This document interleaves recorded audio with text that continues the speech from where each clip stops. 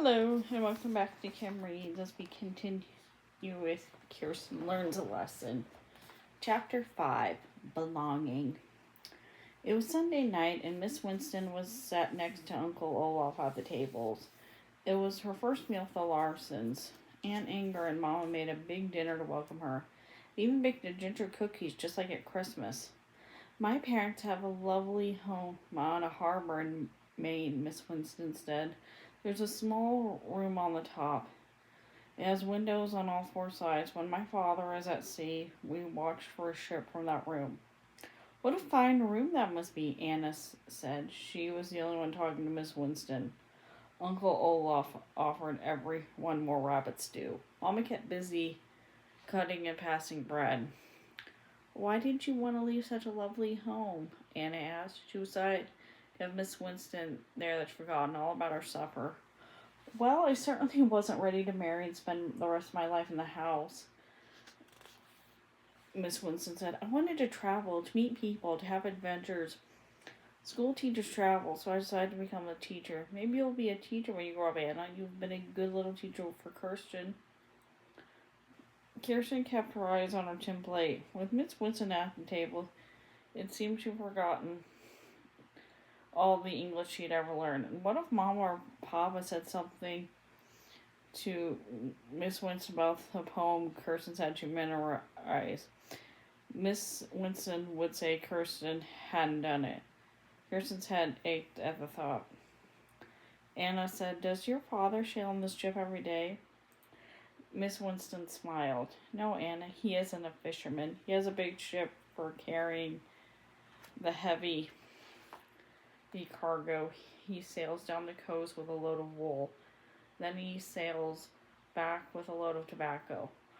I might want to be a sailor, Lars said. Life is exciting on the ship. Miss Winston looked at Lars. Would you like to see my father's ship? Yeah, Lars said. Then he read and corrected himself. Yes, ma'am. Then after a meal, I'll show you a surprise, Miss Winston said. Eat, Anna, Uncle Olaf commanded. You'll get thin if you don't pay attention to your dinner. After everyone had finished eating, Miss Winston left the table. She climbed the ladder to the loft where she put her things. In a moment, she was back with a bottle in her hand. She set the bottle on its side in the middle of the table. Everyone leaned forward to look. Inside the bottle was a model of a three-masted ship. This ship looked just like my father's, said Miss Winston. Kirsten drew in a small breath. It looks just like the Eagle, too, she said. Miss Winston handed Kirsten the bottle so she could get a better look. Now she saw the ship closely. The ship we sailed on America looked like this one. It was called the Eagle. We sailed on for 10 weeks. There were terrible storms. Everyone was sick. 6 people on the ship, and 6 people died on the ship and buried them at sea. She stopped, breathless, surprised at how many words she had just blurted out in English. Miss Winston pressed her forefinger on the lips and looked closely at Kirsten. You remember the ship clearly, don't you? Oh, yes, my friend Marta and I played on the deck, Kirsten said. Ah, Miss Winston exclaimed. You've given me an idea, Kirsten. You know, this is the last time Marta's mentioned. You know, she's not mentioned after this. It's kind of almost like she didn't exist. Anyway, in school the next day, Miss Winston came to Kirsten's side right after the first song. She handed Kirsten a piece of paper. Kirsten sat up straight, her heart thudding. Mr. Winston never gave up paper. Here's another poem for you to memorize, Kirsten. I want you to memorize instead of the first one I gave you. Miss Winston said, It's 4 lines from a long poem about a man who was a sailor all his life. When you spoke of your trip on the Eagle, I thought you might like these lines. Can you read them? Miss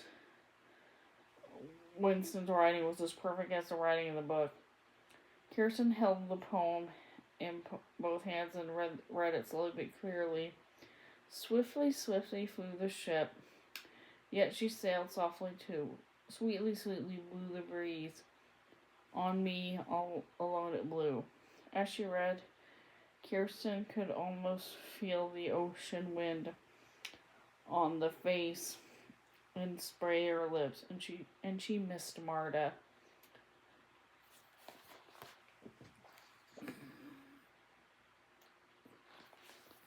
You read that well, Kirsten. Do you think you can memorize these lines? Miss Winston asked. Kirsten nodded. She hoped that she forgot any words. She imagined the eagle and the words that came back to her. I'll try, she said. Miss Winston bent down until her eyes were level at Kirsten. You will try and you will succeed. Remember that, please. And then she went to open the iron stove so Amos could put more wood to heat the classroom. Because Kirsten and her family ate dinner at Uncle Olaf's house now, it was impossible for Kirsten to meet Singing Bird at their usual time in the evening. There was never enough time in the morning. But on Wednesday, Kirsten managed to leave a tiny doll of yarn for her friend. After school, she found a piece of blue and white beads in its place. She thought it would make a beautiful headband for Sorari. Beside the beads, Singing Bird had drawn the full sun in the sand. She wanted Kirsten to come early in the morning to meet her. Sadly, Kirsten drew across through the drawing so Singing Bird could tell she couldn't come. When would she meet a friend again? On Friday, Kirsten whispered to Miss Winston that she was ready to recite her verse. Her chest ached and her stomach fluttered, but she wanted to recite before she got her poem. Miss Winston held her hand up and told everyone to be still.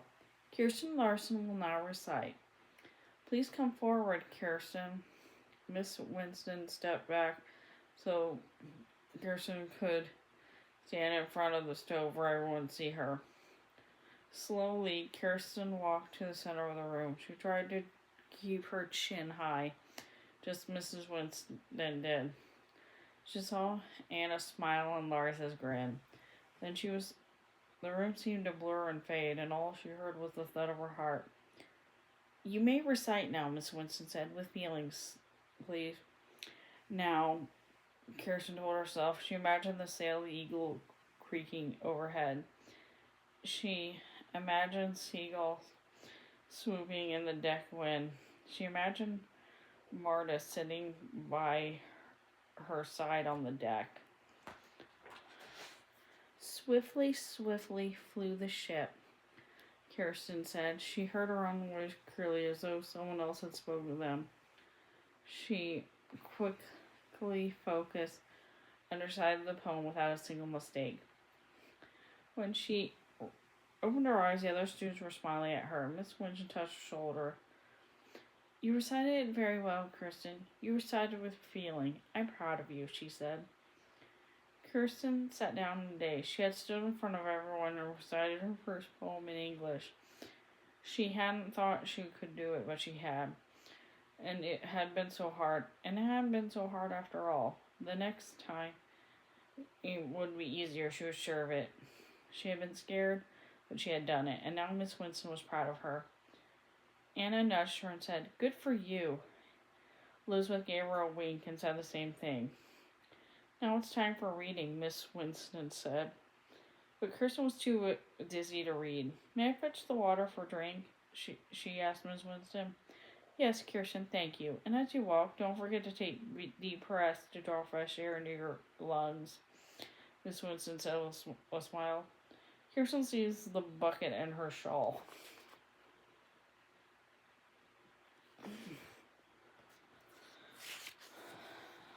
Outside, the air was cold. A light dusting of snow lay on the ground. When she reached the stream, Kirsten found a thin coat of ice on the water. She broke the ice easily with a stick and dipped her bucket in the stream. As she did, she heard the whistle of a meadow lark. When Kirsten looked up, she saw a singing bird standing among the ice-coated cattails on the other side of the stream. "Hello," Kirsten said. "Come," Singing Bird answered. "But I can't come with you now," Kirsten said. "I have to go back to school." "Come," Singing Bird repeated. She crossed the stream on a fallen log. "Maybe I can come after school," Kirsten said, though she wasn't sure how she could. "Come now," Singing Bird replied. "We go today." Kirsten grasped her friend's cold hand. "Go? You're going? But why?" "No food," Singing Bird said. She pressed her hands to her stomach. "Don't you have enough food?" Kirsten asked. She remembered the terrible pains in her stomach when Papa's crops had failed in Sweden. She was remembering how Peter had cried when there was no more bread to eat. "Bad hunting," Singing Bird explained. She held up her arms as though she shot an arrow from a bow. "We go find food." Kirsten remembered what Elizabeth and Anna had told her. The wild animals were leaving the land because the settlers were ruining farms. The Indians didn't have enough to eat. They were leaving to find more food. "But where will you go?" Kirsten asked. "When Papa couldn't grow enough food in Sweden, they had come to America. Where did the Indians go to find better hunting?" Singing Bird pointed west. "We go there, for buffalo, for deer." Then she stroked the blonde braids which looped over Kirsten's ears. "You come too," Singing Bird said. Kirsten looked at the snow-covered hill where a hawk circled in the sky. Then she looked at her friend's dark face so close to her own. "Come, sister," Singing Bird said. She took Kirsten's hand. Kirsten remembered the warm teepee where Singing Bird lived. She imagined herself sleeping by Singing Bird's side under the buffalo hides. If she lived with Singing Bird, she would be free to roam the woods all day. Brave Elk would be good to her. He was the chief, and Kirsten would be his yellow-haired daughter. She and Singing Bird would always be together. But how could Kirsten leave her own parents, her brothers, and her cousins? How could she leave the cabin under the pines? If she didn't come home, Mom and Papa would be wild with worry. They would think she was lost. They might even think she'd been killed. And they would never give her permission to go with Singing Bird. "No, I can't come with you," Kirsten said. "I want to come, but this is my home. I can't leave my home," Kirsten said. Singing Bird looked down sadly. She reached into the pouch she wore around her waist and took out her bone needle. She gave it to Kirsten. Kirsten closed her hand around the bone needle. "Will you come back, Singing Bird?" Singing Bird shook her hand. "If deer come back," she said.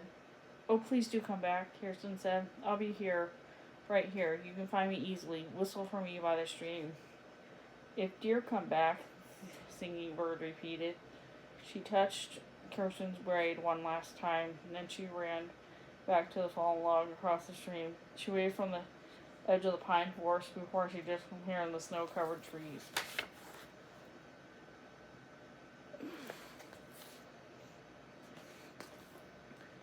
Kirsten watched her friend go. She imagined Singing Bird's tribe hungry, wandering for food.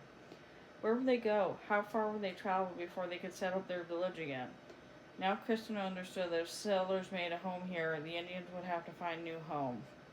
She filled her water bucket and trudged slowly back to school. She pushed open the door by the warm room. Miss Winston looked up from her place by the stove.